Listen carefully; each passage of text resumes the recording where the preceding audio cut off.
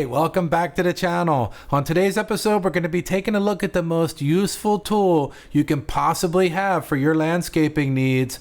It is the string trimmer. These are called weed whackers, weed eaters, edgers, trimmers. They call them a bunch of different things, but they all do the same thing. Stick around because I'm going to share with you everything you need to know about using a string trimmer. Let's start by talking about the best uses for your string trimmer. This hard to reach border area around your yard that your push mower doesn't get or your robotic mower doesn't reach, it's great to come over and trim all that down and get that looking amazing. Another good use is to get this edge cleaned up on the cement to get that edge looking nice and sharp.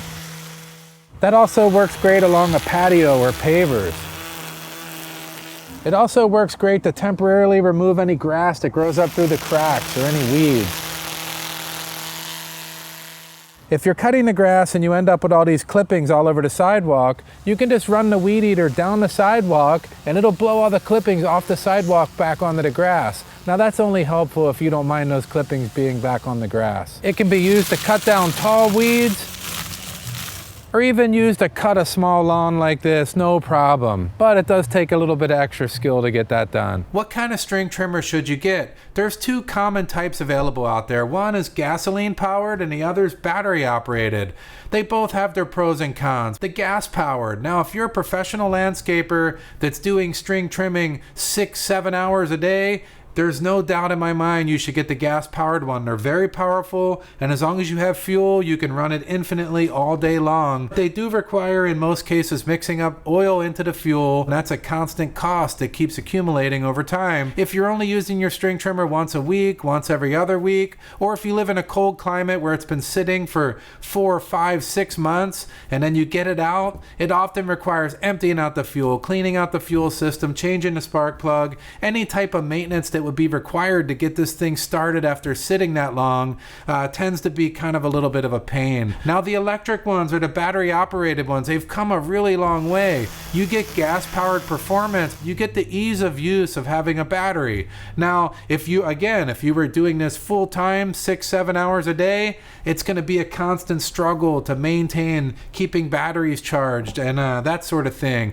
But for the average homeowner that's doing it once a week, you pull the battery out, as long as it's charged, put it on the machine, pull the trigger, it is absolutely zero maintenance, the machine's going to start running. So the maintenance is pretty much zero on a battery operated string trimmer. So kind of think about the way you plan on using it, how often you're going to use it, the type of jobs you're doing, and how easy you want it to be, and that'll guide you gas powered or battery operated. What makes a great string trimmer? It should have a powerful motor that can cut through weeds and grass and everything you're trying to do with the machine without the motor bogging down.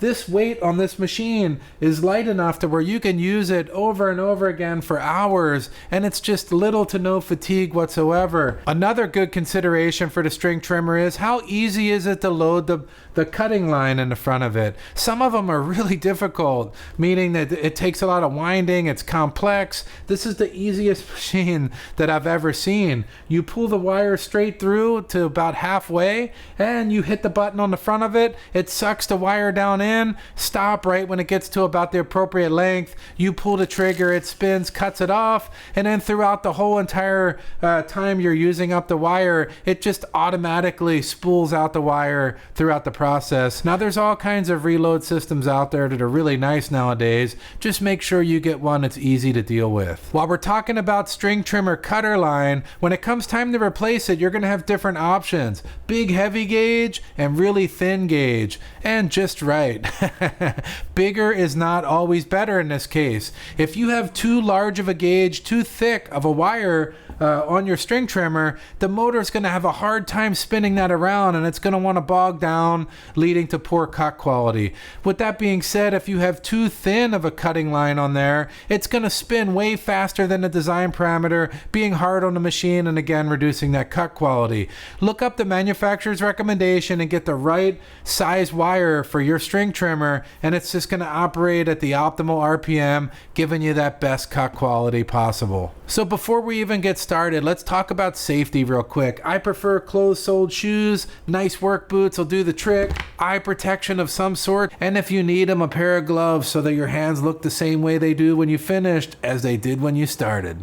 And if you have a gas-powered version, don't forget your ear protection. That can really damage your hearing over time. Every string trimmer, regardless of the model, has an adjustable front handle on it. First and foremost, we want the distance of the handle and where the trigger is to be comfortable so that we can use the machine ergonomically without getting tired. Next up, let's talk about the twist of the handle. Which direction am I going to place it? I like mine so that the machine is operating vertically when I'm all the way in the corner here on the handle. And without even looking, I know that that head's going to be vertical. When I flip it to horizontal, I'm right here in the arc, and I'm reasonably horizontal there too. Now you'll see me as I'm flipping back and forth here from vertical to horizontal. I don't even really have to look at the head. I know when I get to the corner that's vertical, and I know right here in the arc that's going to be almost horizontal. So the whole point in the string trimmer is to be able to go back and forth between vertical and horizontal effortlessly without even looking at the machine,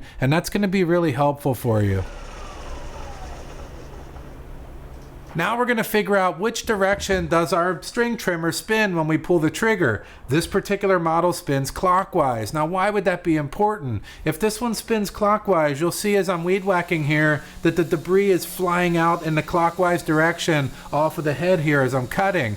Now if it was flinging the other direction, it would be going up underneath my pergola and just making a cleanup up there a mess. So I always position myself so that the debris is flinging in a favorable direction. Now this could also come into if I accidentally hit some rocks or some debris. It could fling towards a vehicle, dent the paint. It could go towards glass and break it, or worse, it could end up flinging a rock and injuring somebody. So be real careful where you position yourself based on the direction in which your string trimmer spins so that you're getting a favorable result.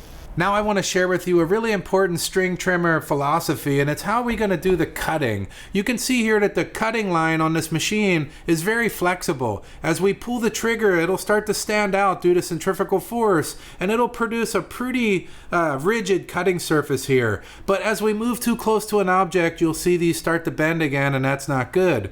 We want to do the majority of our cut work on the last little bit of the string here.